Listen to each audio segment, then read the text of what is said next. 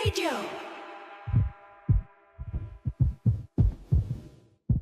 Ako po si Lexter, 27 years old. Pero ang kwento ko po ay nangyari noong 24 years old ako. Taga Mandaluyong po ako, may trabaho na po sa isang kumpanya sa Makati. Binata pa po ako.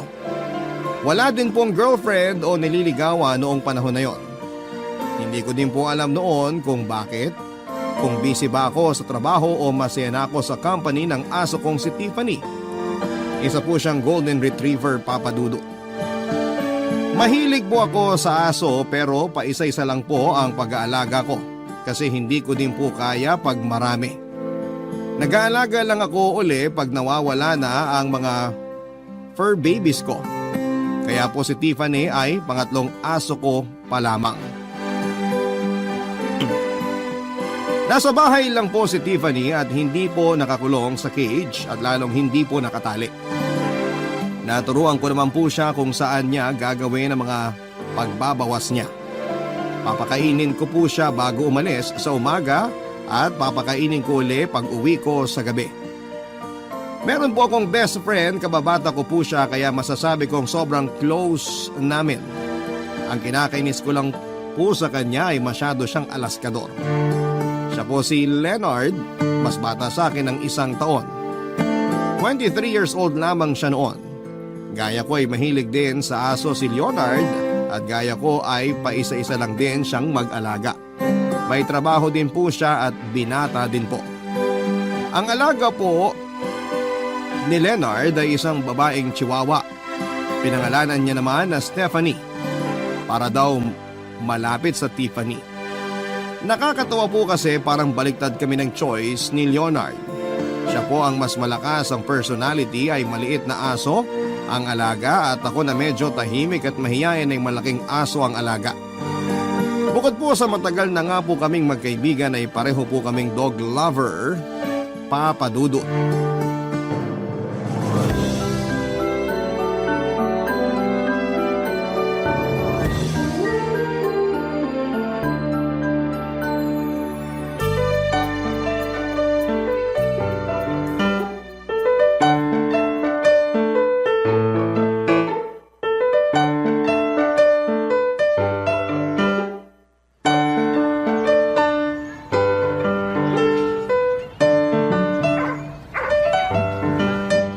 Lalaki na nila, no? Sino? Ano ka ba? E di ang mga aso natin. Yung aso mo, Golden Retriever. Natural, malaki yan. Nagsisimula ka na naman eh. Si Stephanie din naman lumaki na. Ang hirap sagutin yan.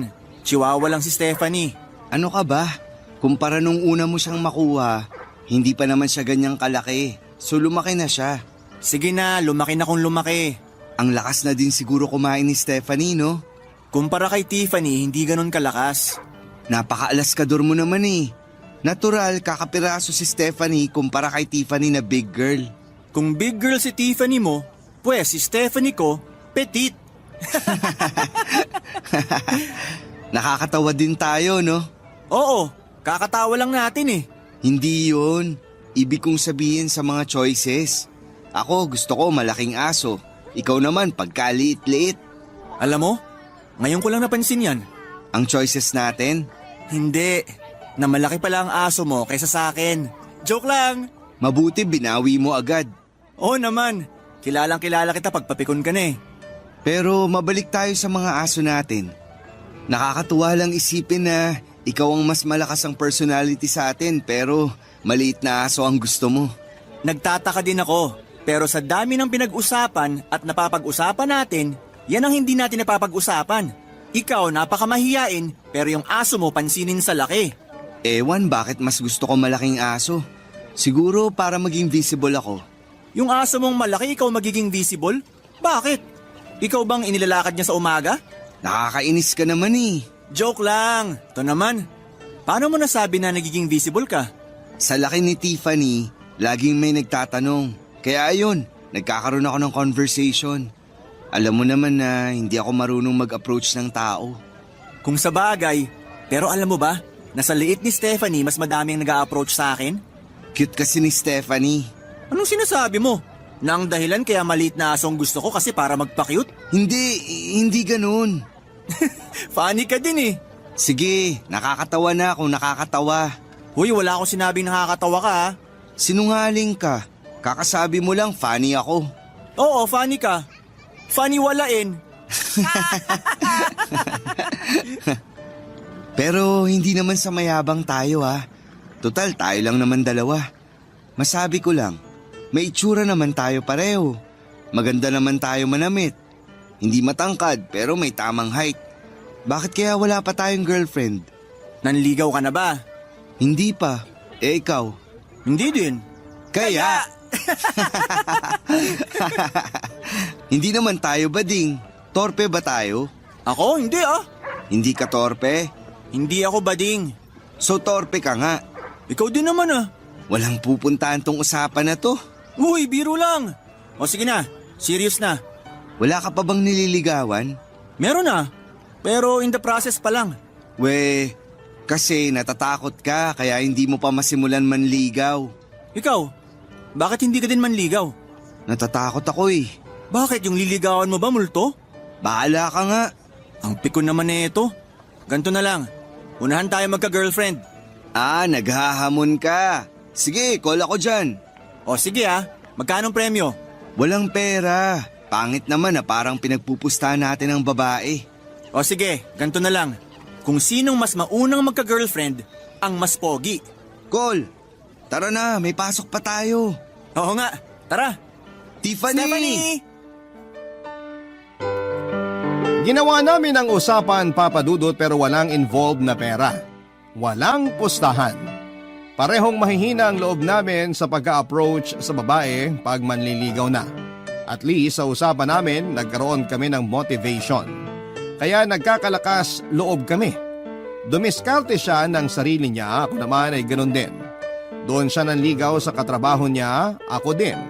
Sa isa ko sa mga kasamahan sa opisina ko na matagal ko ng crush. Ang alam ko ay wala siyang boyfriend noong mga panahon na yon, kaya ayon. Pero Papa Dudut, may malaki yata akong problema. Parang wala akong personality at pakiramdam ko ay wala akong kadating-dating. Matutuwa sila una nakausap ako pero habang tumatagal ay parang nata-turn off sila. Halatang halata po kasi. Kinikwento ko lang na mahilig ako sa aso at naamin ko din na NGSB ako. Ewan kung anong naglalaro sa isip nila. Noong iniwasan na ako ay pinilit ko talaga siyang paaminin kung bakit siya umiwas. Okay naman kami noong una. Ang sabi niya ay nawiwirduhan daw siya sa akin. Napaka-nerd ko daw. Hindi ko maintindihan kung bakit, dahil ba sa mahilig ako sa aso o dahil NGSB ako. Hindi ko naisip na talo na ako kay Leonard dahil yung ilang linggo kong sinuyo ay mawawala lang pala. Hindi ko inisip na aalaskahin na naman ako ni Leonard. Doon ako mas apektado sa unang beses kong manligaw at busted agad ako. Matotroma ba ako sa nangyari? Hindi ko po alam. Pero ang makakagulat din, Papa Dudut, ay nang magkwentuhan kami ni Leonard ay pareho pala kami ng experience. Base din siya noong sabihin niyang mahilig siya sa aso at NG-SB siya.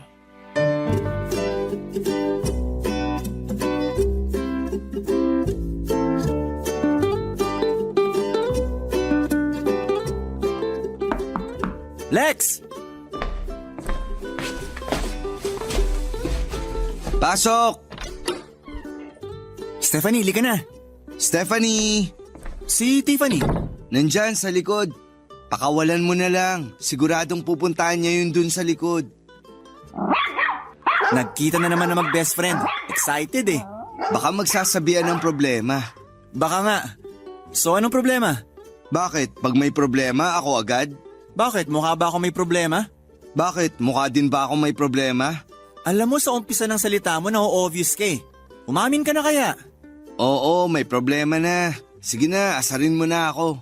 Hindi ko pa nga alam kung anong problema mo eh. Kunyari ka pa. Sigurado namang tumatawa ka na sa loob mo. Ano nga? Busted ako. Oh, okay na. Tawa na. Hindi ko gagawin yon. Aba, bago yan ah. Kasi, busted din ako eh. Talaga? Ewan? Bakit ganun? Ginalingan ko naman manligaw. Ikaw na yan ha. Sa literal na buhay, mas makapal na ang mukha mo kaysa sa akin. Pero nabasted ka pa rin. Ako pa kaya? Ano bang problema sa atin? Hindi ko nga alam eh. Nagsisipilyo naman ako. Nagdi-deodorant naman ako. Palagay ko wala sa amoy natin at wala din sa itsura natin. Nasa atin mismo ang problema. Palagay ko nga. Bakit kaya ganun? So, suko na tayo. Coming from you talaga ha. Parang ganun na kasi. Walang susuko. Kung sa bagay, Oo, laban lang. tama! Laban! Tuloy ang usapan ha. Oo, hanggang walang nagkaka-girlfriend sa atin. Okay, sige. Nagkalakas loob uli ako. Hindi ako torpe. Hindi ako torpe. Hindi ako torpe! Iba mag-motivate ah. Teka, may nakilala ka na ba? Medyo pero hindi ko pa nililigawan kasi nagluluksa pa ang puso ko sa last heartbreak ko eh. Ako pagkalibing ng sawing puso ko, rumecover agad ako eh. Binuhay ang bagong puso. Tumatalinhaga ka na. Siyempre, inspired eh. Sabihin mo na. Ikaw muna. Meron na rin ako nagustuhan kaso nga, nag-iipon pa ako. Ng pera? Ng lakas ng loob. So hindi mo paliligawan. Papatalo ba ako? Siyempre nagbalik ng kapal ng mukha at lakas ng loob ko. Sino yung babaeng yan? Hindi ko muna sasabihin kung sino. Mahirap na. Baka maudlot na naman. Kung sa bagay, ako din pakiramdam ko minamalas ako pag sinasabi ko sa'yo eh. Huwag kang ang ano dyan. First time mo lang nga din ang ligaw eh. Oh, pag ikaw ang binibiro, pikon. Ikaw din naman ah. O siya, magbibigay na lang ako ng hint. Sige, pagtapos mo ako din. Kliyente namin yung kumpanya kung saan siya nagtatrabaho. Kaya ilang beses na din kami nagkasama sa mga meeting. Feeling ko crush niya din ako.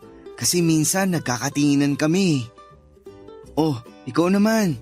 Ako naman, pinsan siya ng isa sa office mate ko. Parang ganon din. Nagkakangitian kami minsan. Kaya parang ramdam ko na crush niya din ako. Niligawan mo na ba? Bakit ko sasabihin? Pero maganda siya. Yun ding sinasabi kong babae. Maganda at mabait. Niyayabangan mo na ako. Kaya uuwi na kami. Baka gabihin kami. Stephanie! Papadudot, hindi kami masyadong nagpayabangan kasi tulad ko ay parang sobrang inspired din si Leonard doon sa sinasabi niyang babae. Kaya motivated naman kami. Isinantabi ko ang hiya at noong sumunod na nagkita kami ni Catherine, siya yung babaeng sinasabi ko pero tawagin na lang natin siyang Kat. Yun ang nickname niya.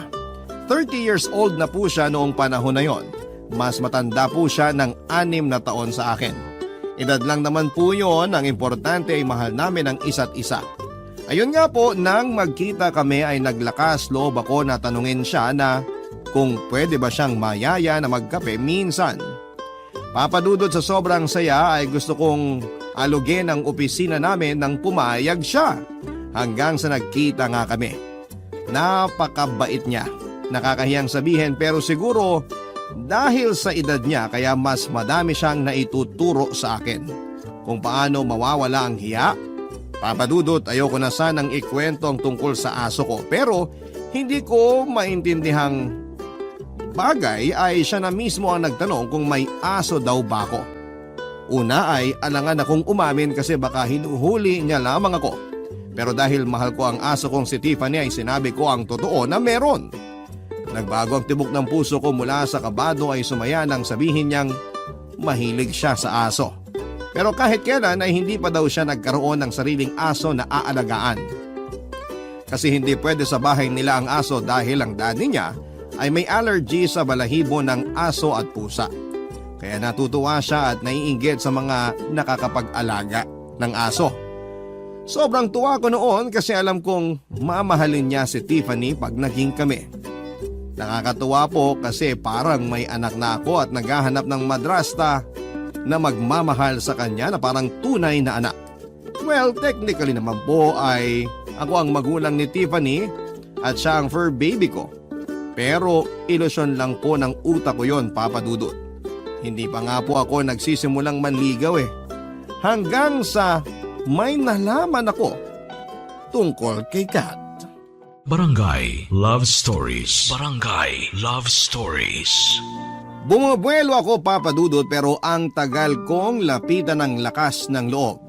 Pero natatakot din ako na baka nakapagsimula na si Leonard at mauna na siyang magka-girlfriend.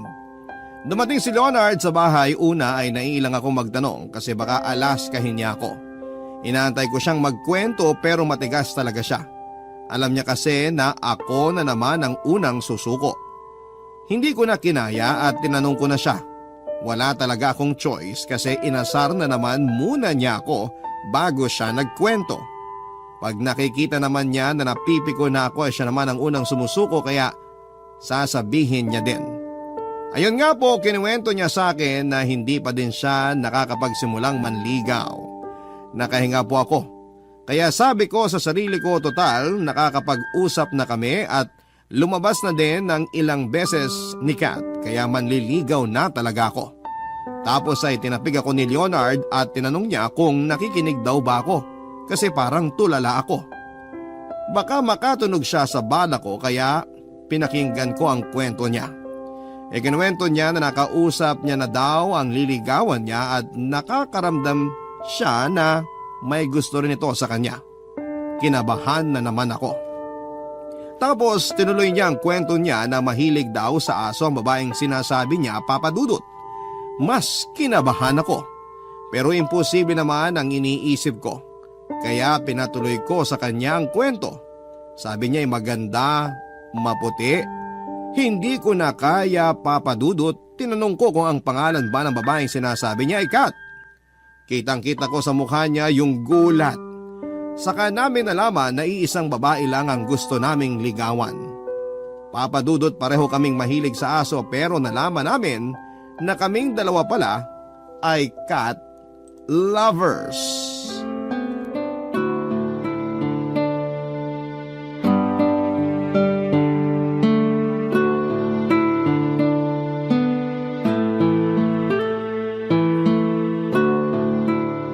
Leonard, tuloy ka.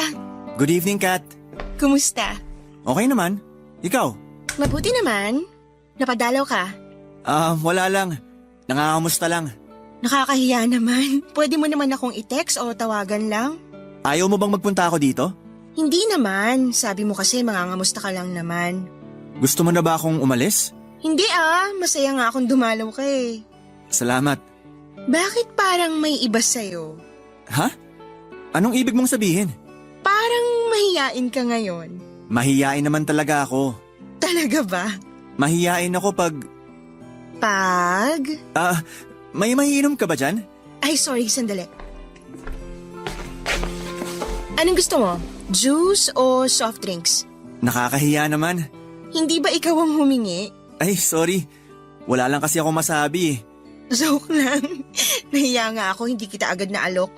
Soft drinks na lang. Ikaw talaga? Bakit ka natawa? Kala ko kasi nahihiya ka eh. Sorry, naguguluhan lang talaga ako. Bakit ba? Ano bang gumugulo sa'yo? Kasi... Kasi? Ano eh, Ano nga? may ano eh. Ano ba? Manliligaw ka ba?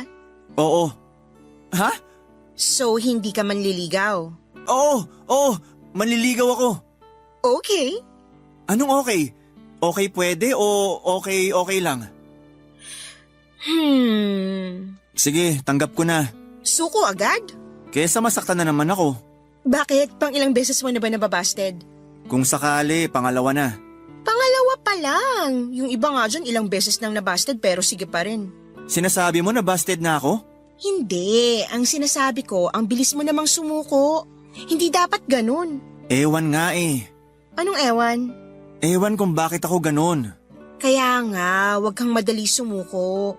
Tama ka. So, manliligaw ka ba? Ha? Anong ha? Dapat sigurado ka lagi. Oo, sigurado ako. Oh, tanungin mo na ako kung pwede akong ligawan. Dapat handa ka sa isasagot ko sa'yo. Oo o hindi, dapat marunong kang tumanggap. Kat, pwede bang manligaw? Pwede. Talaga? Oo, ayan ka na naman. Ibig kong sabihin, sige, liligawan na kita. Kailan ka magsisimula? Okay ba ngayon? Isagot mo ngayon, huwag mo itanong. Kat, liligawan kita ngayon. Yan, ganyan dapat. Oh, inumin mo na yung soft drinks mo. Salamat. Papadudot dumalaw ako kay Leonard at nakikibalita.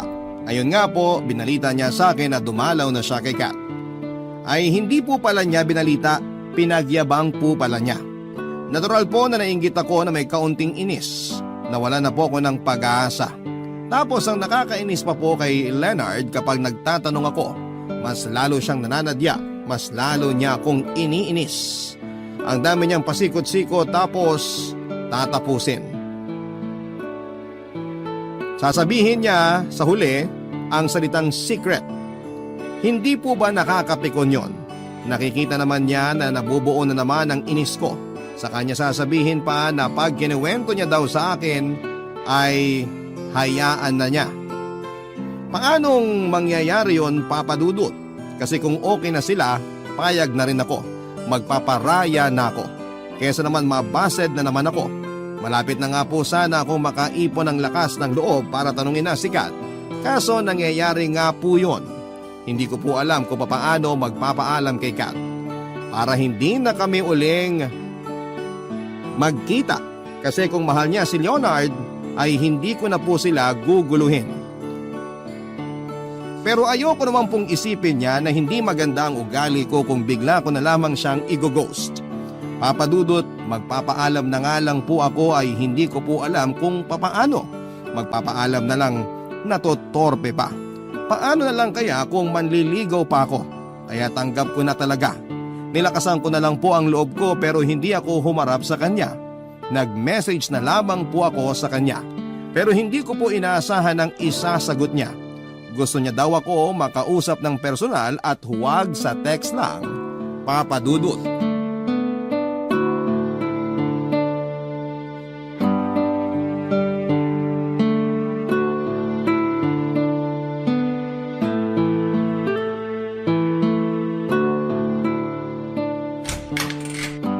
Kat, Lexter, halika, pasok. good evening. Napaka-formal mo naman. Ay, sorry. Saan? Sa pagiging formal. Ganyan ka ba talaga? Ha? Sabi ko, ganyan ka ba talaga?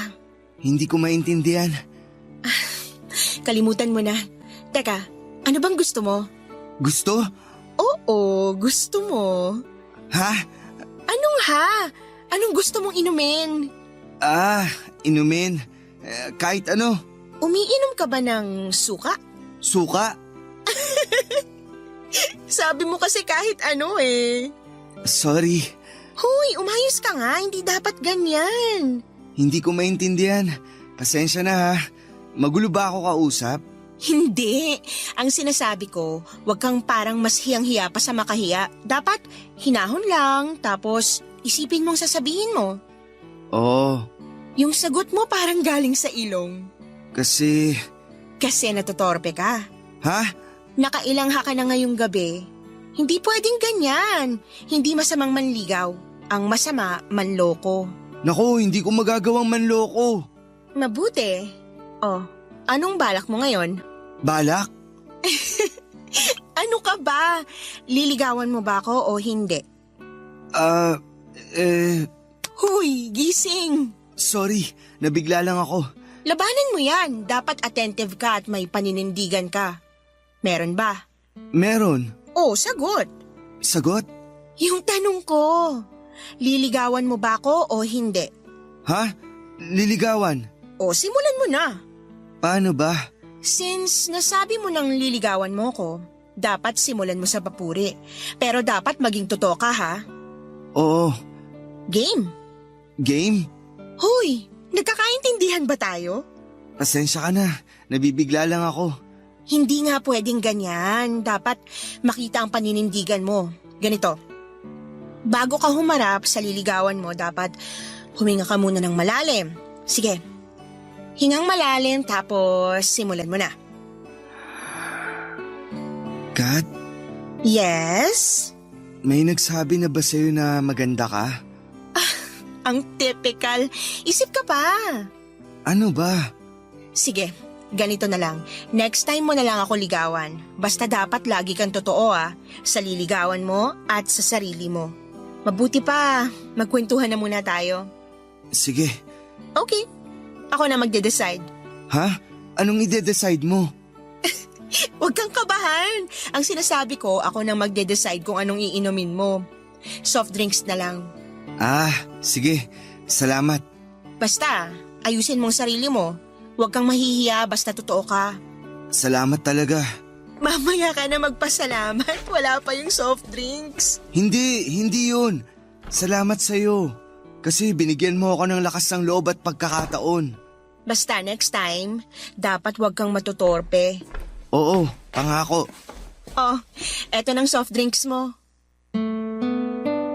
Papa Dudut, kahit na hindi po ako nakapanligaw kay Kat, ay napakasaya ko po, Papa Dudut. Kasi binigyan niya ako ng napakalaking pag-asa. Hindi lang yon, kasi po noong gabing yon ay sobrang nagbonding kami ni Kat. Dahil sobrang nakagagaan ng loob ang pagsasama namin. Malakas na ang loob ko sa susunod na pagkikita namin ay liligawan ko na siya. Diretso at walang hiya-hiya. Pag nasimulan ko na yon ay napakalaki na ng chance ko sa kanya at alam kong magiging kami. Papa Dudut, ibig sabihin na niloko lang ako ni Leonard na okay na sila ni Kat. Kaya ayaw ko pong ikwento sa kanya ang gabing yon.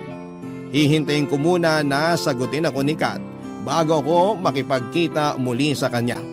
Kaibigan ko si Leonard pero dahil may usapan kami ay ayaw ko pong maunahan niya ako. Ayaw kong matalo ako sa kanya. Kahit alam kong okay na kami ni Kat ay marami pa din pong pwedeng mangyari. Kaya may takot pa din ako na maungusan ni Leonard. Dahil sa mga napag-usapan namin ni Kat ay buong-buo ang katotohanan na pinasakay lang ako ni Leonard noong sabihin niyang okay na sila ni Kat. Kung kaya niyang magsinungalin ay kaya niya din pong mangagaw. Sa saya, sa dami at sa sarap ng usapan namin ni Kat ay alam kong napakaganda na ng nagiging relasyon namin. Hindi pa bilang girlfriend dahil hindi pa ako nanliligaw pero ramdam kong doon na kami papunta. Kaya naman alam ko sa sarili ko na hindi na makikipagkita si Leonard kay Kat kasi palagay ko ay busted na siya. Pero dahil alaskador nga itong si Leonard ay hahayaan ko na lamang siyang magyabang, Papa Dudut. Pero nagulat po ako sa mga sumunod na nangyari, mga kabarangay. Barangay Love Stories. Barangay Love Stories. Papa Dudut, okay na kami ni Kat pero kahit alam kong niloloko lang ako ni Leonard ay napipikon pa din ako. Kahit alam kong napaka-imposible na mga sinasabi niya tungkol sa kanila ni Kat na kesyo malaki ang chance na maging sila ni Kat. Alam ko naman na kami ang malaki ang chance. Pero magaling talagang mang-inis si Leonard at alam niya kung paano ako iinisin kaya naapektuhan pa din ako. Nung una hinayaan ko lang siya pero hindi siya tumigil. Kaya sinopla ko na siya at ako naman ang nagsinungaling na kami na ni Kat. Pero di gaya ko ay hindi naapektuhan si Leonard sa halip ay tinawanan pa niya ako na mas kinainis ko. Habang tumatagal ang usapan namin ay lalo akong naiinis sa kanya. Pero nilalabanan ko dahil ang nararamdaman ko lang ang pinapansin ko. Hindi ko alam na naiinis na din pala siya sa akin. Hanggang sa uminit ang palitan namin ng salita at nagtaas kaming pareho ng boses. Una nagulat ako sa mga nangyari pero parang binabaliktad niya ako. Na ako ang nanloloko at nagyayabang. Walang mangyayari sa usapan namin at ayaw ko na siyang patulan kaya pinaalis ko siya sa bahay. Ewan kung bakit parang alam ng mga aso namin ang mga nangyayari kaya tahol sila ng tahol. At di tumigil hanggang hindi sila nagkakalayo.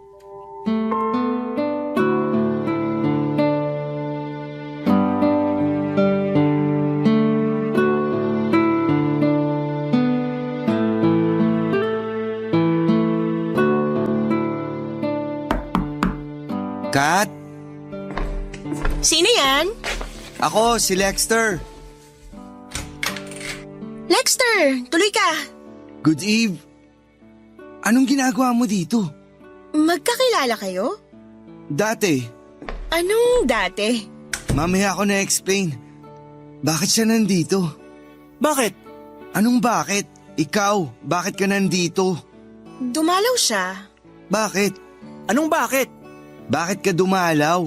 Bakit hindi? Alam nyo, magulo kayong dalawa. Dito kayo maghapunan ha? Kasama siya? Nauna kaya ako dito? Sandali, liwanagin niyo muna ang dinadaanan ko ha? Madilim eh. Kasi sinungaling siya. Hindi ako sinungaling. Hindi ka lang naniniwala sa sinasabi ko. Paano ako maniniwala? Sinasabi mo na okay na kayo ni Kat. Okay naman kami. O ano? Okay din naman tayo, Lexter. Oh, pahiya ka ano? May hindi ba okay sa pagiging okay nating tatlo? Ha? Sa akin wala. Pasikat ka na naman. Bait-baitan ka eh. Kasi sa'yo hindi okay. Hindi ka kasi sport. Sige, siraan mo ako sa harap ni Kat. Bakit apektado ka? Kasi, totoo. Napaka-alaskador mo talaga eh, no? Baka nakakalimutan nyo na nag-aaway kayo sa bahay ko. Sorry, ito kasi. Sige, magturo ka nang manuno ka. Ikaw ang tinuturo ko. Nuno ka ba? Halimaw ka eh. Mas lalo ka. Nandito ako. Baka pwedeng konting respeto. Sorry, Kat. Sorry. Okay, so pwede na tayo mag-usap-usap ng maayos? Pasensya ka na. Nabigla lang ako. Pasensya na din. Nabigla lang din ako. Gaya-gaya. Ano? Ha? Kala mo hindi ko narinig? Nadinig mo pala, bakit tinatanong mo pa? Sino ngayon ang alaskador sa ating dalawa? Doon na lang ako sa kwarto. Katukin nyo na lang ako pag okay na kayo. Sorry, Kat. Kat. Bakit ba kayo nag-aaway? Teka, baka pati ako mapilosopo nyo. Parang alam ko na eh. Magkakilala kayo at pareho kayong nanliligaw. Ibig sabihin, nagseselosan kayo. Oo. Magkaibigan ba kayo? Oo. Tapos nag-aaway kayo dahil sa akin? Oo. So, bad influence ako sa pagkakaibigan nyo. Oo. Hindi. O, bakit kailangan nyo mag-away? Magkaibigan kayo, dapat nga mas nagkakaintindihan kayo. Kasi si Leonard, sinabi niya na okay na daw kayo at malamang sasagutin mo na siya. Ikaw din naman, di ba? Sabi mo kayo na ni Kat. Na-misinterpret niyo yung sinabi ko. Wala pa akong sinasagot o sinagot at sasagutin. Yung mga sinabi ko sa inyo dahil gusto ko na maging okay kayo. Yung mawala ang katorpihan nyo. Hindi mo pa siya sasagutin? Hindi siyang pinili mo? Saka na natin pag-usapan yan. Sa ngayon, kakain muna tayo tapos magkukwentuhan. Gusto kong makita okay kayo at sa susunod na natin pag-usapan yung panliligaw. Okay ba? Ayaw nyo ba? Gusto. Papadudot iba talagang magsalita si Kat na pag-ayos niya kaming dalawa ni Leonard ng gabing yon. Bagamat hindi namin napag-usapan ang panliligaw noong gabing yon ay naging mas lalong close kami nila Kat. Kami po as in kaming tatlo kasama si Leonard. Para siyang guidance counselor at psychiatrist kung magpayo. Naibalik niya yung kung sino kami ni Leonard bilang magkaibigan. Tawanan at kwentuhan ang nangyari buong gabi. Mas nakilala pa namin ang malalim si Kat dahil sa mga kwentuhan namin at palagay ko. Sa daming tanong ni Kat sa aming dalawa ni Leonard ay mas nakilala niya din kami. Gusto nga sana ni Kat na sa susunod na pagdalaw namin ay isama namin ang mga aso namin na sina Tiffany at Stephanie. Kaso nga ay hindi pwede sa bahay nila. Kaya ang suggestion niya, sa susunod na magkita kami ay doon sa park na lamang na malapit sa kanila. Masaya kaming sumang-ayon ni Leonard. Nagpaalam na kami para umuwi, papadudot. Hindi naman pala talaga nasira ang pagkakaibigan namin ni Leonard. Kasi nung naglakad-lakad kami pa uwi, tahimik muna kami tapos biglang sabay kaming nagsalita. Kaya natawa kami. Sumunod ay nagyakapan na lamang kami at hindi na pinag-usapan ang tungkol sa pinag-awayan namin. At balik dati ang kwentuhan namin.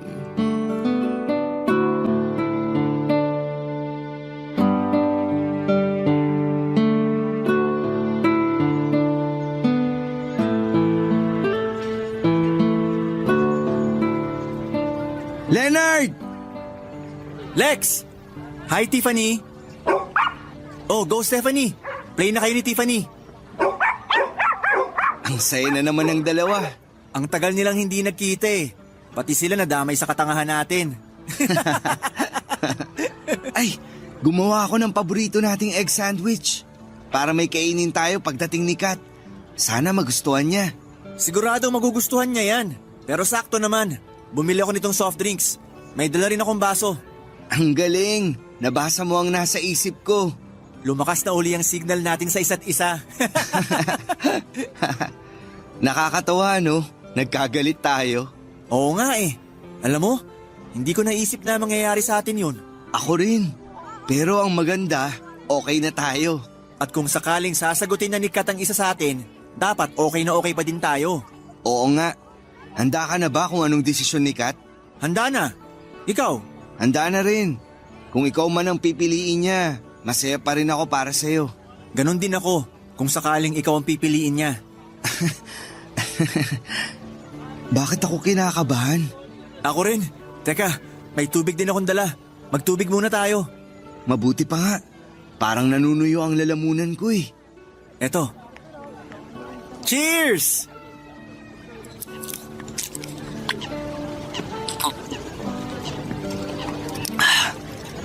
Guys! Kat! Nasaan yung dalawa? Ayun, nagtatakbuhan. Tiffany! Stephanie! Oh! I love you! O sige, play na muna kayo. Usap lang muna kami ng mga daddy niyo, ha? Kumusta, Kat? Okay naman. Eto, masaya at nakita ko sila Tiffany at Stephanie. Sila Tiffany at Stephanie lang ba ang masayang makita? Sorry, syempre kayo rin. May dala akong egg sandwich. Si Leonard nagdala ng soft drinks. Wow, ang saya naman. Picnic pala to? Oo, para mas mahaba-habang kwentuhan. Speaking of kwentuhan, may pag-uusapan muna tayo. Tungkol saan? Parang kinabahan naman ako. Kasi nakita ko yung alitan nyo kahapon. Ay, okay na kami. kami. Mabuti naman, pero may realization ako kahapon. Bad news ba yan? Huwag nating i-label ang balita ko. Sabihin na lang natin na... clarification. Ano bang kailangang liwanagin? Natutuwa ako na kahit nagkagalit kayo, na ayos at nabalik ang pagkakaibigan nyo. Kaya sana ganun din ang maging outcome ng usapan na to. Kung ano man ang kalabasan, sana walang magbago. Kat, tama ba ang iniisip ko? Magdidesisyon ka na sa kung sino ang pipiliin mo? Ganun na nga. Pangako ko, kung sino man sa amin, hindi magbabagong pagkakaibigan namin ni Lexter. Ako rin. Salamat.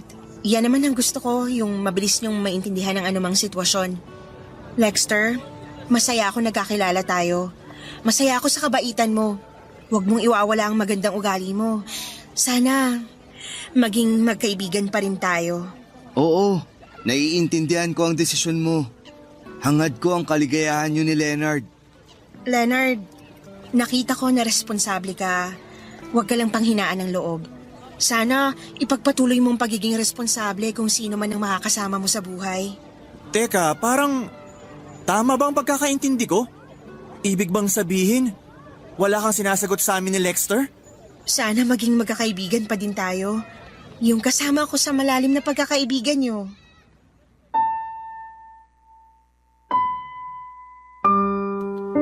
Papadudot masakit mang sabihin at mas masakit aminin na busted kaming pareho ni Leonard pero tinanggap namin ang maluwag at walang sama ng loob ang naging desisyon ni Kat.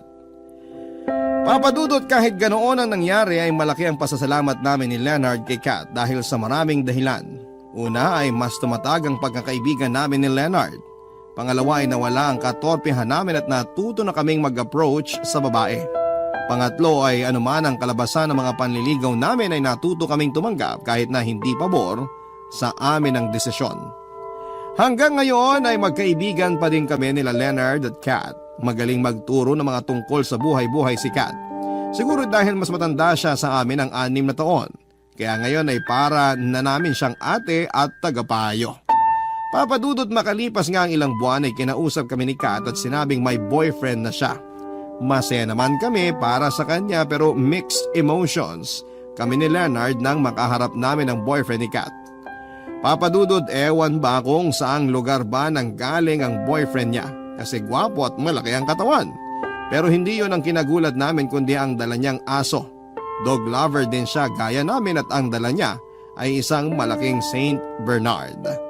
Nagsasama na po kasi si Kat at ang boyfriend niya, malapit na din silang magpakasal at dahil wala na si Kat sa poder ng mga magulang niya ay fur parent na rin siya. Wala nang maa-allergy sa kanila. Kaya ang saya ng mga aso namin na sina Tiffany at Stephanie at ang higanting si Molly, yun po ang pangalan ng aso nila Kat. Naging tradisyon na namin ang magkita-kita tuwing weekend. Bukod sa mga aso ay syempre, nandun sila Kat at boyfriend niya at kasama namin ni Leonard ang mga kanya-kanya naming mga girlfriends. Ang nakakatawa ay ang mga girlfriend namin ay parehong mga literal na cat lovers. Ang mas maganda tulad naming lahat ay ganoon din ka-close ang mga alaga namin. Aso man o pusa, masaya silang magkakasama. Magandang tanghali po sa inyo at sa lahat ng nakatutok sa Barangay Love Stories ngayong araw. Tuwing tanghali, gamit ang cellphone at suot ang earphones ko na malapit ng masira ay lagi akong nakikinig sa mga istoryang ibinabahagi ninyo mula Lunes hanggang Linggo. Naging background ko na ang inyong boses habang nagtatrabaho ako sa kantin ng isang high school na pinapasukan ko. Papadudot, kilala ko sa pangalang Jesusa, 40 years old at 5 taon ng cook sa isang paaralan sa Maynila. Ako ang nagluluto sa mga merienda at ulam na inihahanda sa nasabing kantin ng paaralan. Jesusa man ang pangalan ko sa mga taong nakakakilala sa akin, ay nakagawian na akong tawaging Aling SP na mga estudyante. SP mula sa pagkaing espasol. Nagsimula ang lahat dahil sa panlalait. Kinakantsawan ako noong mukhang espasol dahil daw sa sobrang kapal ng suot kong make-up. Puting-puti kasi ang mukha ko kumpara sa morena kong balat. Doon na nagsimula ang tawag sa akin bilang Aling Espasol o Aling SP for short. Papadudot, may rason kung bakit nahilig ako sa pagsusuot ng makeup. At ito ang dahilan kung bakit ako nagpadala ng sulat sa inyo. Gusto kong i-share ang kwento ko sa lahat para magbigay ng aral sa bawat nakikinig.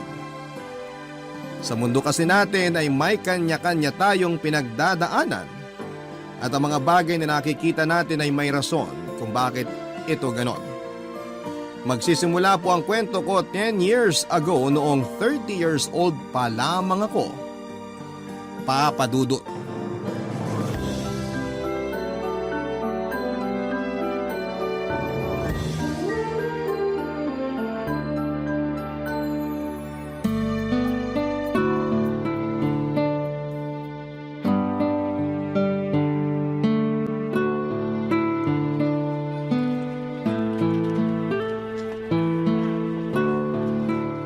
Aling Mildred, magandang araw po sa inyo. Magandang araw din. Pabili po ako.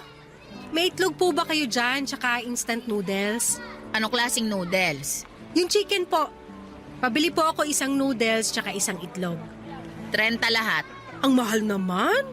Aba, mahal na talaga ang mga bilihin ngayon. Anong akala mo sa panahon natin?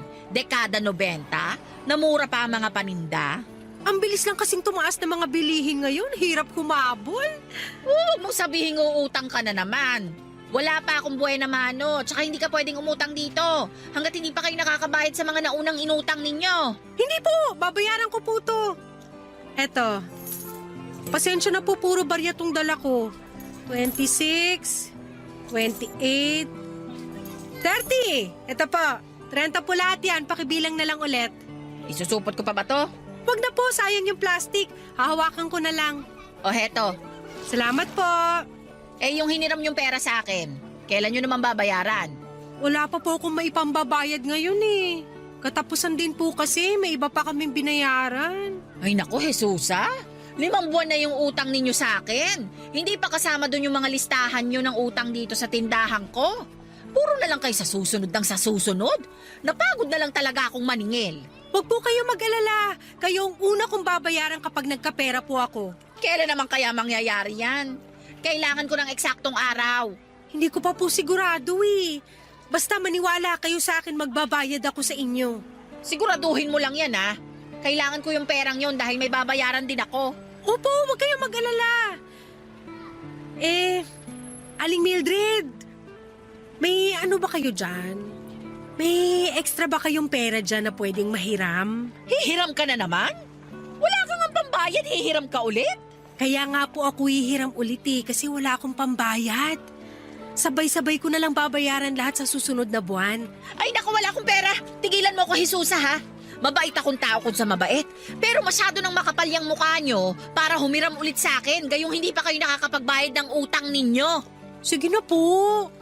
Tambak na po kasi yung bayarin namin sa bahay eh. Wala na ako ibang malapitan, kayo na lang talaga. Ay boss, wag akong lapitan mo. Doon ka sa iba humiram. Ubus na ang awang maibibigay ko sa inyo. Lalo na't palagi kong nakikita yung nanay mo sa sugalan tuwing hapon. Kahit magkano lang po yung maipapahiram nyo. Sige na po. Wala! Lumayas ka na sa harapan ko. Huwag mo akong abalahin. Promise, huling beses na po ito nahihiram ako sa inyo. Bayaran nyo muna yung mga naunang inutang ng pamilya nyo sa akin. Saka kita bibigyan ulit. Anong tingin mo sa akin? Bangko na takbuhan mo kapag walang pera? Kung umasta ka, parang may pinatago kang pera sa akin ah. Pasensya na po talaga. Wala na ba kayong ibang kakilala na pwedeng utangan? Ah, wala! Sabihan mo yung nanay mo na maghanap ng trabaho para magkasilbi naman ang buhay niya. Sige po, salamat na lang po. Pasensya na po kayo. Galing ako sa mahirap na pamilya, Papa Dudut. 7 kaming magkakapatid at pangatlong anak ako ng tatay kong jeepney driver at nanay ko namang sugarol. Nasanay na ako sa gabi-gabing bangayan ng mga magulang ko dahil sa problema namin sa pera. Laging pagod si tatay sa buong araw niyang biyahe samantalang galit naman si nanay dahil karaniwan siyang talo sa tong-its. Minsan kapag magulo ang buhay at ang bahay namin ay lumalabas ako at tumatambay sa basketball court malapit sa barangay namin. Lagi ko pong pinagmamasdan ang kalangitan. Nangangarap na balang araw ay maranasan ko ring magkaroon ng magandang buhay. Papa Dudut, ilan sa mga kapatid ko ay may sari-sarili ng buhay. Ang iba sa kanila ay maagang nagkaroon ng pamilya. Sa katunayan nga ay may 5 na akong pamangkin ngayon. Habang lumalaki ang pamilya namin ay sumasabay naman ang mga lalong paghihirap namin sa buhay. Wala akong tinapos, Papa Dudut, at dahil dito ay wala rin akong magandang trabaho.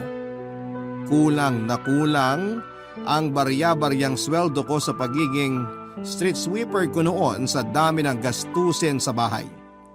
Ito ang naging rason kung kaya nagkaroon ako ng maraming utang, Papa Dudut. Sa kabila ng kahirapan ay hindi pa rin naman ako nawalan ng pag-asa. Patuloy pa rin ang pangangarap ko sa buhay na inaasam-asam ko. Hawak-hawak ang walis at daspan ay araw-araw kong hinaharap ang mga pagsubok na dumarating sa buhay ko. Nananalangin na balang araw ay makatagpo din ako ng Prince Charming na magsasalba sa akin.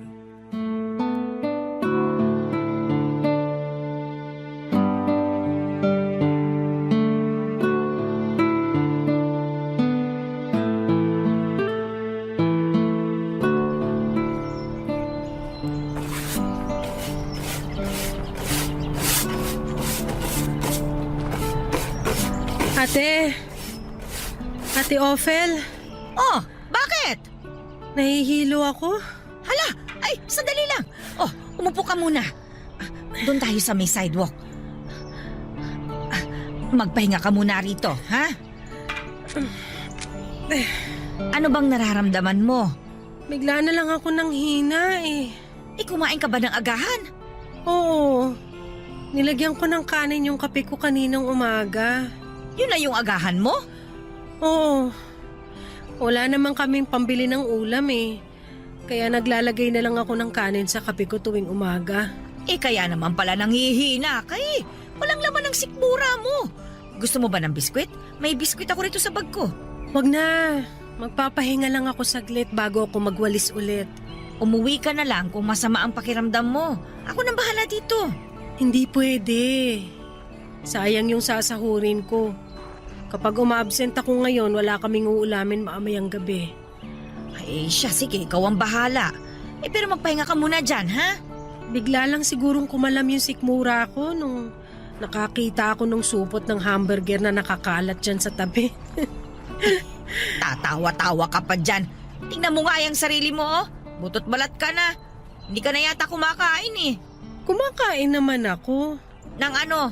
Nang kanin na hinalo sa kape. Oo, masarap kaya yun. Alam mo kung anong ipinagtataka ko? Ano? Yung ibang tao, ayaw kumain ng kanin kapag nagda-diet kasi raw tataba sila. Pero bakit ako? Puro kanin naman laman ng tiyan ko pero hindi naman ako tumataba. Kasi walang protina yung katawan mo. Ang ulam mo kung hindi kape, minsan asin, o kaya naman noodles, at saka dilata. O anong sustansya ang makukuha mo ron? Wala kaming pambili ng ulam eh. Isang beses sa isang linggo lang ata kami nakakatikim ng maayos na ulam. Ang laki kasi ng pamilya ninyo eh. Mabuti ako, 2 lang ang binubuhay ko. Kaya eto, kahit papano, hindi ko sila napapabayaan. Ang malas natin, no? Ipinanganak tayong mahirap. Nung past life ko, sobrang yaman ko siguro. Kaya sa pagkakataong to, ginawa naman ako mahirap ni Lord para patas lang. Hoy, ano ka ba? Pati naman Diyos dinamay mo. Nasa magulang yan kung bakit may mga batang lumalaking mahirap. Alam na ngang hikaho sa buhay, anak pa ng anak. Palibhasa kasi, yung mga tao kasi ngayon, yun na lang ang kayang gawin, ang manisi. Lagi nilang sinisisi ang nasa itaas kung bakit sila mahirap. Yung iba naman, sa gobyerno naglalabas ng sama ng loob. Pero bakit hindi nila magawang sisihin yung sarili nila? Sinasabi mo ba na kasalanan ng tao kung bakit sila mahirap? Bakit? Hindi ba? Alam mo, kasi ako, aminado ako na kasalanan ko kung bakit ganito ang buhay ko ngayon. Hindi ko sineryoso yung pag-aaral ko eh. Wala akong natapos. Maaga din akong lumande. Imbis na maghanap ako ng trabaho, mas pinili ko ang isang walang kwentang lalaki na bumuntis sa akin ng 2 beses tsaka ako iniwan. Kaya sabihin mo, bakit ko sisisihin ng ibang tao na mahirap ako? Kung wala naman akong ginawa para ayusin ang buhay ko. Bakit ako? Hindi ako nakapagtapos kasi walang pampaaral sa akin ng pamilya ko. Wala akong magandang trabaho kasi wala akong maipakitang diploma. Hindi naman ako tamad. Hindi naman ako gastador. Hindi naman ako maarte. Pero bakit mahirap pa rin ako? Kaya nga sinabi kong kasalanan ng magulang yan.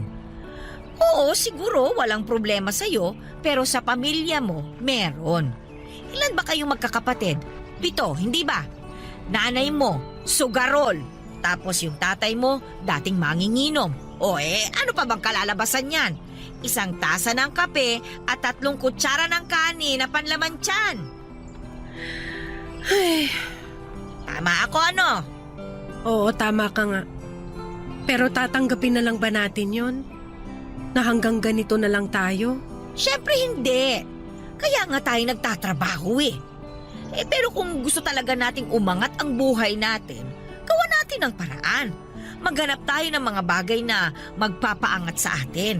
Huwag lang tayong mangarap. Tuparin natin yung pangarap na yon. Teka, ano bang pangarap mo sa buhay? Siyempre gusto kong yumaman. Yun naman pala eh. Di gawan mo ng paraan. Nakikita mo ba yung puno dyan sa likuran mo? Oo, bakit? Isipin mo na yan ang pangarap mo. Kung pinapangarap mo lang na akyatin yan, abay walang mangyayari. Pero kung tatayo ka riyan, lalapitan mo yan at saka susubukan mong akyatin, may tsansa na maakyat mo. Kung maghahanap ka ng hagdan para mas mapadali ang pag-akyat mo, pwede rin naman. Ganon ang mangarap. Hindi lang puro sa isip. Maghanap at gumawa ka ng paraan. Isa sa puso ko yung mga sinabi mo sa akin. Huwag kang mag-alala. Abay dapat lang. Sana balang araw, makuha rin natin yung mga pinapangarap natin. Yun lang ang meron ako noon, Papa Dudut.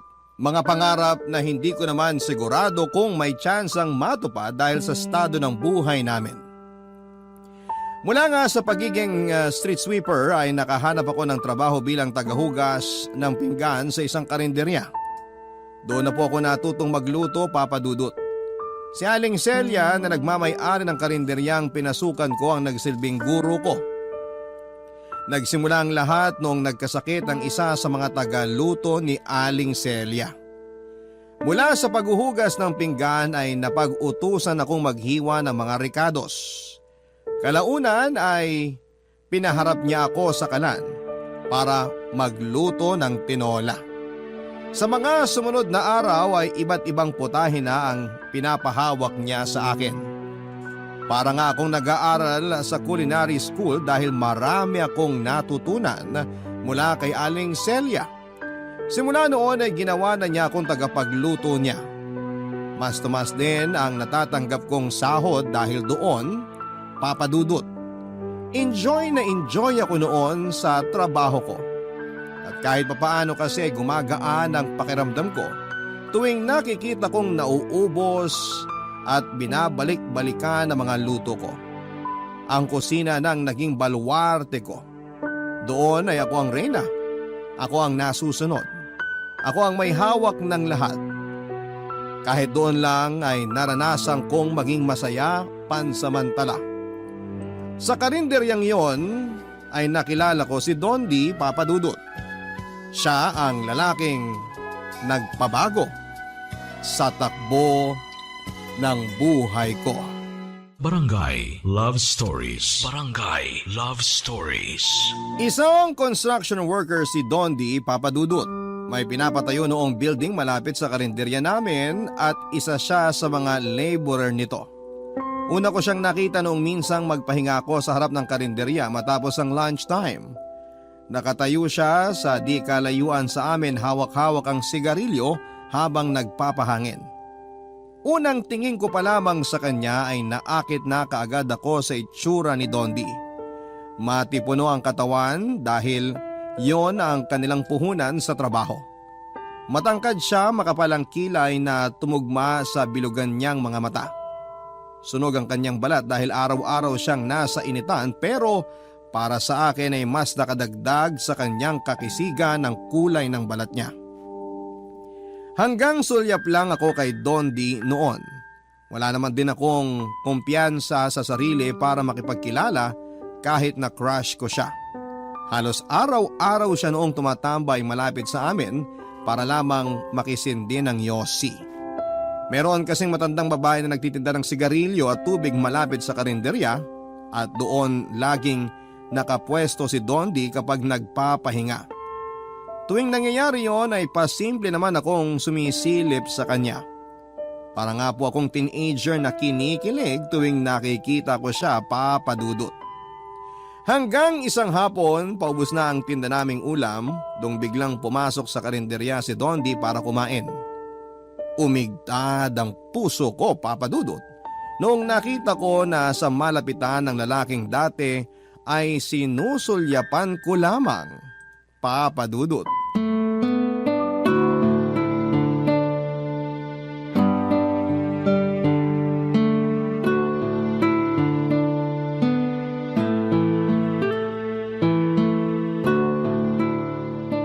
Aling Celia, kain na! Nahinda ko na yung pagkain natin. Nasaan na yun? Naku, nakipag-chismisan na naman siguro sa kabilang tindahan. Aling Celia! Mauna na akong kumain! Bahala ka dyan! Mauna na akong kumain, baka mamaya may customer na namang dumating. Knock-knock, bukas pa ba kayo? Opo sir, kakain po kayo? Oo sana. May ulam pa ba? Meron pa po. Dito po, pili po kayo. Meron pong bistek, nilaga, ito pong adobo, bestseller namin. Mukhang naubusan na ako ng ulam ah. Oo nga po eh, hapon na rin kasi. Mamaya pa ulit kami magluluto ng bagong putahe para naman sa hapunan. Bigyan mo na lang ako kahit ano dyan. Alin ba ang pinakamasarap dyan? Lahat, sir, masarap. Pero i-recommend ko tong Bicol Express. Kakaiba ang timpla namin dito kumpara sa nakagawian. Talaga ba? O sige, yan na lang. Maanghang ba yan? Sakto lang naman yung anghang. Mahilig po ba kayo sa maanghang? Hindi eh. Pero dahil yan yung inirekomenda mo, yan na lang kakainin ko. Hindi po kayo magsisisi sa pinili nyo. Totoo yan ha. Sige, bigyan mo ako ng isang order. Tapos isa't kalahating kanin. Sige po, maupo na lang muna kayo. Isuserve ko na lang din sa inyo. Magsasabaw po ba kayo? Meron pa ba? Sige, bigyan mo rin ako ng isa. Sige po, ihanda ko lang tong ulam at kanin nyo. Ikaw ba yung nakaupo rito? Mukhang naabala pa kita sa pagkain mo ah. Ako nga po. Pero wala namang problema. Siyempre customer muna bago sarili. Ayos lang ba sa'yo kung tatabihan kita? Sabay na lang tayong kumain kung gusto mo. Wala pong problema. Kayo pong bahala. O sige, sasabayan kita. Malungkot kumain ng mag-isa eh. Upo na ako ah. Sige po. Ito po yung Bicol Express at saka isa't kalahating kanin. Salamat. Kukunin ko lang po yung sabaw niya. Bakit po kasi ngayon lang kayo kakain ng tanghalian? Hindi ko kasi gusto yung ulam kanina sa site eh. Puro isda niluluto nila doon kaya di ako kumain. Pero kanina habang nagtatrabaho, kumalamsik mura ako kaya dumiretso na ako dito para kumain. Mahirap na. Baka mamaya mawalan pa ako ng malay dahil sa gutom. Mahulog pa ako mula 4th floor. Hala, dapat kumakain kayo. Hirap pa naman ang trabaho nyo. Ito po yung sabaw. Salamat. Sanay na katawan ko sa ganun. Ngayon nga lang nangatog mga binti ko dahil sa gutom eh. Mabuti na lang malapit lang karinderya namin sa site nyo. May matatakbuhan ka makakainan. Oo nga eh. Simula ngayon, dito na ako kakain kapag di ko gustong ulam nila sa site. Welcome na welcome po kayo rito anytime. Teka, matagal pa ba yung tinatayo yung building? Ang balita ko paupahan daw yan eh. Oo, ipapaupa yata sa mga negosyante. Matagal pa to. Baka may 5 buwan pa. Kulang kami sa tao eh. Ganun ba? Eh di matatagalan ka rin dito. Depende kung kukunin ako sa ibang construction site. Sa iba-ibang site kasi kami tinatapon kung saan mas kailangan ng labor. Nung nakaraang buwan nga lang ako lumipat dito eh. Oo, nito mga nakaraang linggo lang din kita napansin. Lagi ka nagsisindi ng sigarilyo dyan sa harap eh. Napansin mo pala yun? Oo, nakikita ko po lahat na nangyayari dito. Ano, kain na tayo? O sige, tikman natin tong Bicol Express mo. Ikaw ba nagluto nito? Ako nga pero si Aling Celia nagturo sa akin ng recipe.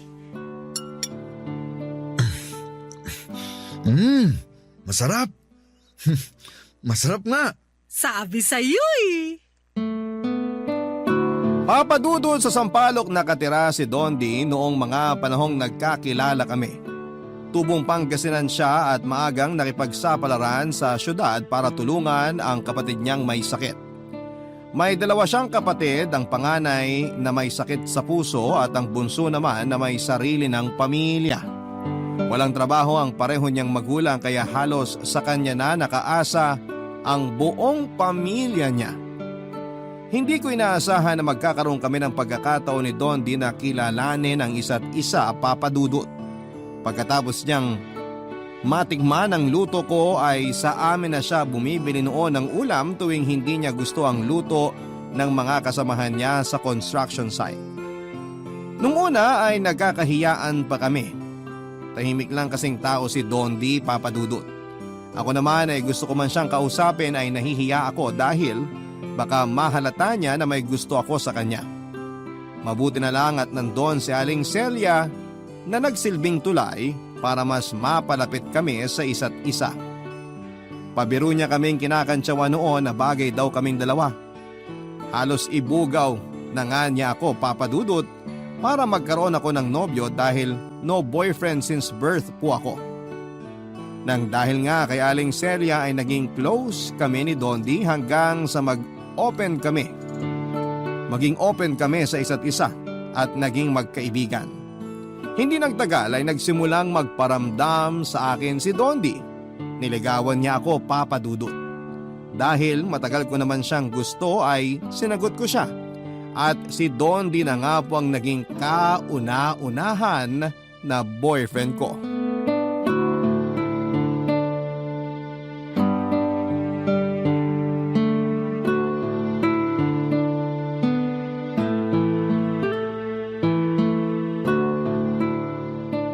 Dondi, Wow, Jesusa. natigilan ka dyan.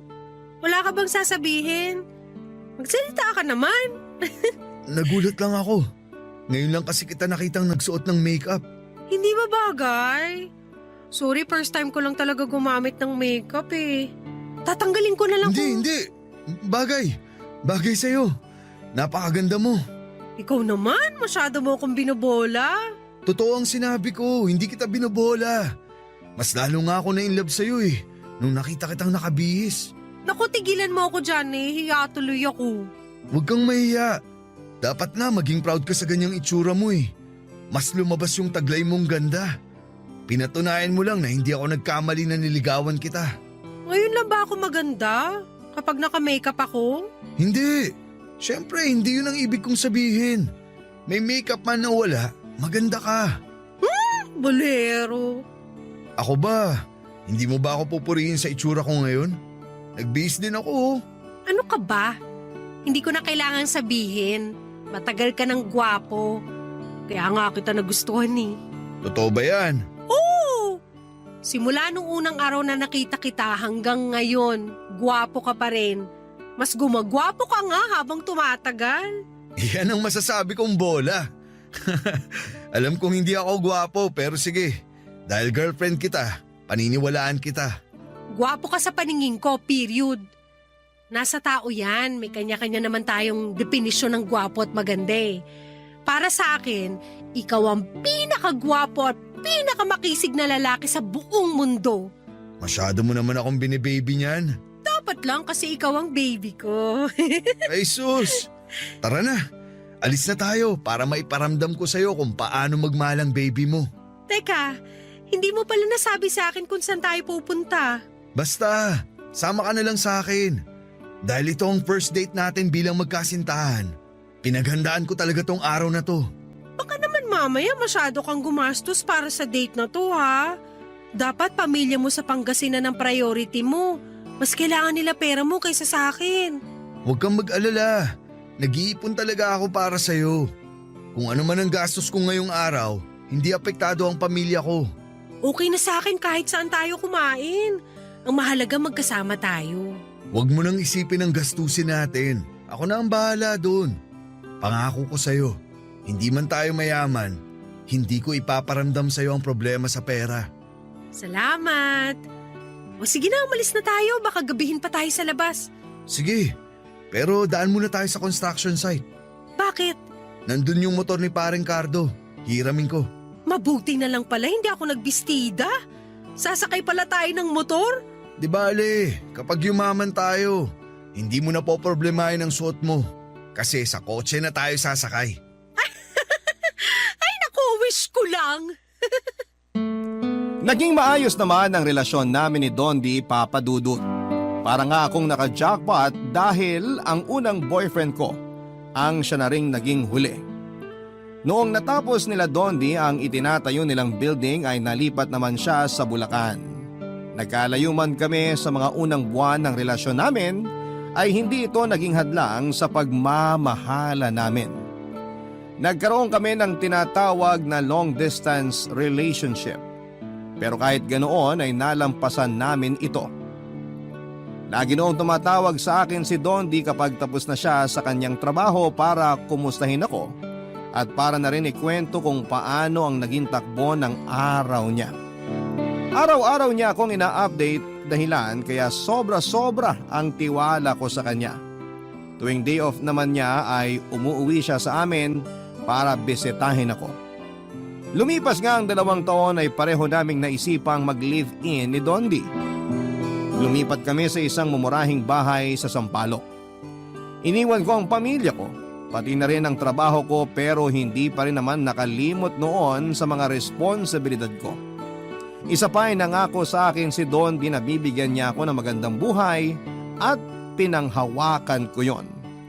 Sa pagsasama namin sa iisang bubong ay nakabuo kami ng bata sa sinapupunan ko. Doon na nga po nagsimulang magbago ang lahat. Papa Dudut. Barangay Love Stories. Barangay Love Stories. Papa Dudut, ang pangarap ko noon ay ang makapangasawa ng mayaman pero malayo. Mula doon ang naging katuwang ko sa buhay. Hindi po mayaman si Dondi pero kahit na ganoon ay nagpapasalamat pa rin ako dahil nabigyan ako ng mabait at masipag na kasintahan. Hindi man kami kasal ay parang mag-asawa na ang turingan namin sa isa't isa noong nagsama kami sa iisang bubong. Mas lalo pa ngang tumibay ang pagsasama namin dahil sa pagdating ng anak naming si Eva. Naging magkatuwang kami sa pagpapalaki sa anak namin. Kaso nga lang, lumipas ang mahabang panahon ay unti-unting nagbago ang ugali ni Dondi. Nagsimula ang lahat noong natuto siyang magbisyo, Papa Dudut. Nagkaroon siya ng barkada na mahilig sa inom at sugal. Tuwing natatapos siya noon sa trabaho ay sa barkada siya dumediretso para mag-inom at maglaro ng baraha. Nung una ay pinapayagan ko siya sa gawain niya dahil tingin ko ay nararapat din naman sa kanya ang mag-enjoy lalo na at buong araw siyang pagod sa kanyang trabaho. Kaso nga lang ay unti-unting binago ng bisyo niyang yon ang ugali ni Dondi. Naging mainitin ang ulo niya. Hindi lang siya umuuwing lasing, lagi din siyang galit at nagwawala. Lalo na kapag talo ito sa pagsusugal. Karaniwan, ako ang napagdidiskitahan ni Dondi lalo na kapag wala siyang mapaglabasan ng galit. Nung una ay natatanggap ko pa ang pagbubunganga nito at pagwawala sa bahay. Pero noong nagsimula na niya akong saktan ay doon na po ako kinabahan ng labis, Papa Dudut.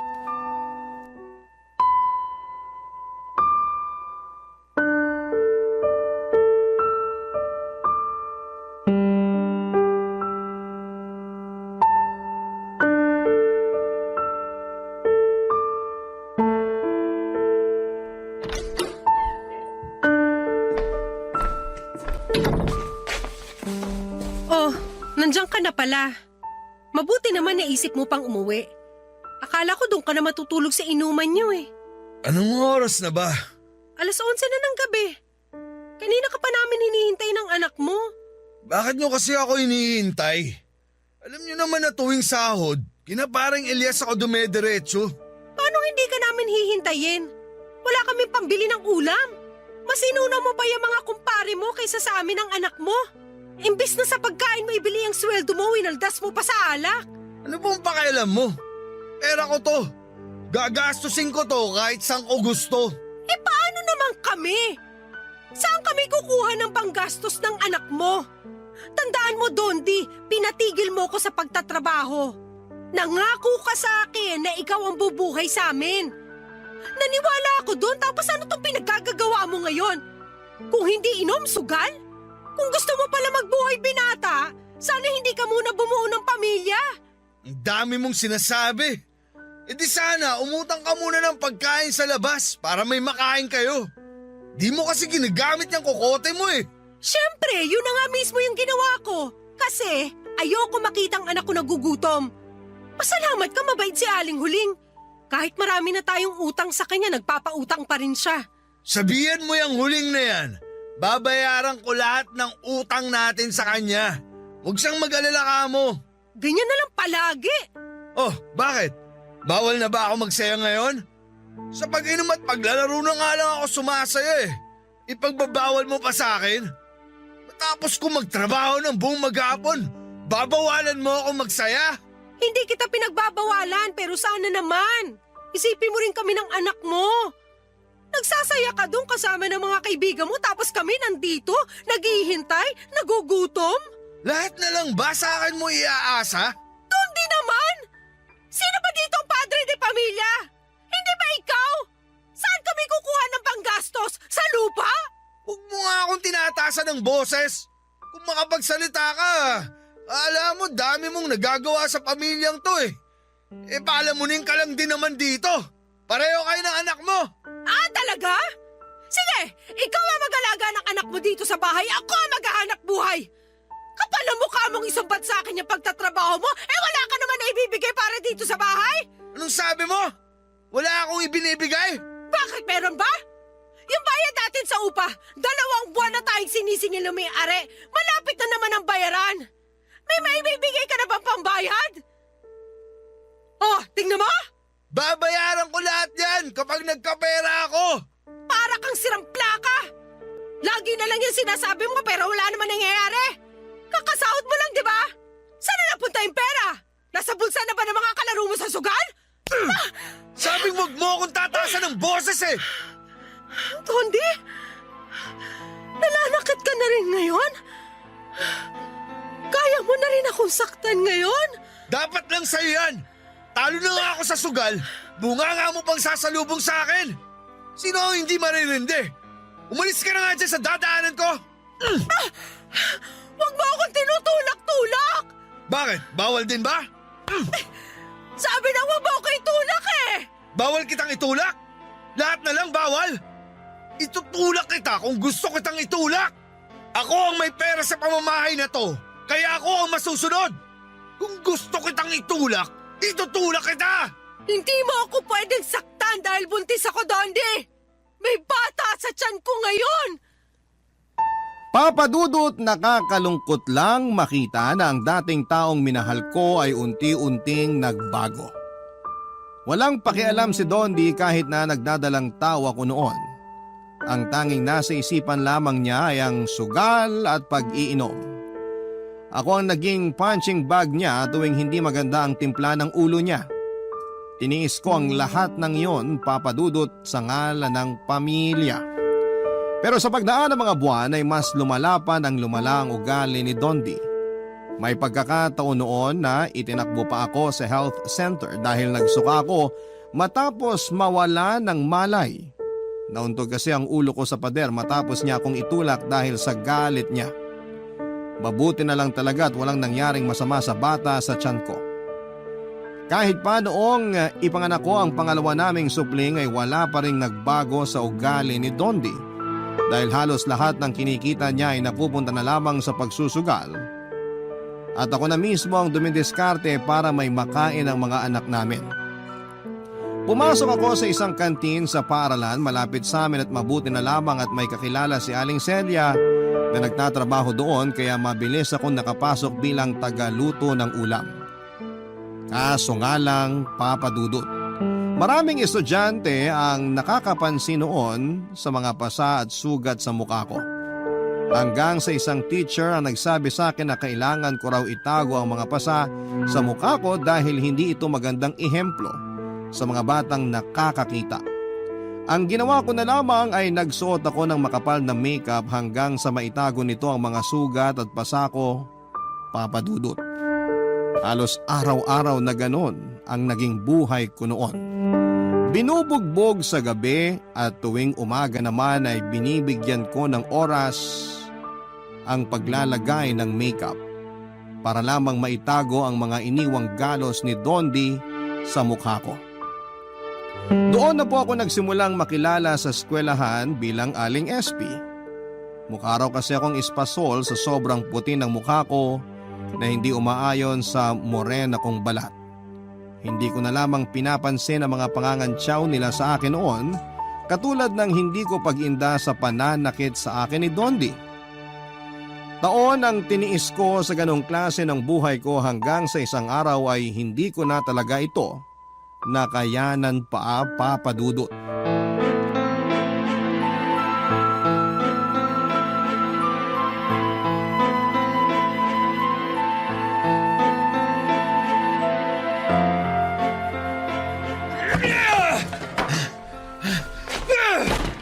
Dondi, tigilan mo ng pagsisira ng mga gamit natin. Ano ba? Buiset! Mga inayupa kayong lahat! Ano na naman bang ikinaiinit ang ulo mo ngayon? Wala kayong silbi! Lahat kayo walang kwenta! Dondi, tumigil ka na nga! Gabi na nakakaya sa mga kapitbahay natin. Wala akong pakialam! Lasing ka na naman ba? Umalis ka sa harapan ko kung ayaw mong madamay dito! Bakit? Anong gagawin mo sa akin? Bubugbugin mo ulit ako? Binabalaan kita, Jesusa! Huwag mo nang dagdagan tong galit ko! Lagi ka namang ganyan nakakainom. Paglalasing-lasing ka tapos uuwi kang galit. Wala na nga tayong pera, maninira ka pa ng gamit. Buisit naman oh! Umalis ka nga dito! Naalibad-baran ako sa pagmumukha mo! Ikaw nga lumayas dito! Kung gusto mo magwala, doon ka sa labas! Sabayan mong tumahol yung mga aso, pare-pareho kayong perwisyo! Anong sabi mo? Gusto mo bang mamatay, ha? Dondi! Busalan kita sa bitawan mo bunganga ako! dyan eh! Ano? Hindi ako makahinga! Anong niya ka? Demonyo! Nagtatapang-tapangan ka dyan! Akala mo naman uubra ka sa akin! Pare-pareho lang kayo! Lumayas ka dito! Pinapalis mo ko? Gusto mo na ba talagang mamatay? Halika nga rito! Dondi, huwag ka lalapit sa akin! Matagal na ako nagtitimpi sa yung babae ka! Puro bunganga mo na lang naririnig ko! Tama na, Dondi! Huwag mo kong iyakan dyan! Matapang ka, di ba? Lumaban ka! Saan ka pupunta, ha? Tama na! Huwag ka na lumapit sa akin! Dondi, tama na! Pitiwan mo ako! Hindi! Pitiwan mo ako! Tattalin mo na ako! Tama na! Tumigil ka na! Pagod na ako! Pagod na ako sa'yo! Nakita mo tong boting to? Ha? Sige, lapitan mo ako! Lumapit ka sa akin!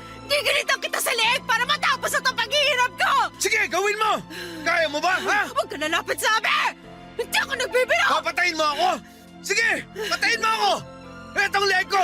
Gilitan mo ako! Sige, ano? Kung sawa ka na sa akin, patayin mo na ako! Puro ka salita! Makatulog na nga! Bit-bit ang dalawang anak ay nilayasan namin si Dondi ng gabing yon, Papa Dudut. Bumalik ako sa mga magulang ko at doon naghanap ng suporta. Mabuti na lamang at kahit hirap ay tinanggap pa rin nila ako sa pamamahay nila. Pagkatapos ng nangyari ay sinubukang makipagbalikan ni Dondi sa akin at sinisi niya ang alak. Kung kaya niya nagawang saktan ako, pero noong mga oras na yon ay hindi ko na ulit siya tinanggap sa buhay ko. Maging ang mga magulang ko ay hindi na rin pumayag na bumalik ako sa poder ni Dondi. Ayoko nang dagdagan pa ang trauma ng mga anak ko dahil maging sila ay takot na rin noon sa sarili nilang ama. Lumipas ang mga buwan ay unti-unti na ring tinigilan ni Dondi hanggang sa nabalitaan ko na lamang na may bago na pala siyang kinakasama. Pinilit kong buhayin ang dalawa kong anak bilang isang single mom. Sa ngayon naman, Papa Dudut, ay patuloy pa rin po ako sa pagsusumikap. Wala pa rin nagbago sa buhay ko pero masasabi kong maayos na ang lagay naming mag-iina dahil wala nang taong umaabuso sa amin. Masaya ako na matapos ang napakahabang panahon ay tuluyang ko nang tinigilan ang paglalagay ng makapal na makeup sa mukha ko dahil wala na akong kailangang pang itago. Hanggang ngayon ay patuloy pa rin ang pagtawag sa akin ng mga estudyante bilang Aling SP. Yun na kasi ang nakasanayang tawag sa akin ng nakakarami na minana nila sa mga naunang estudyante na unang nagbansag sa akin noon. Hindi ko na lamang ito minasama dahil alam ko namang hindi nila alam kung ano ang punot dulo ng pangalang yon.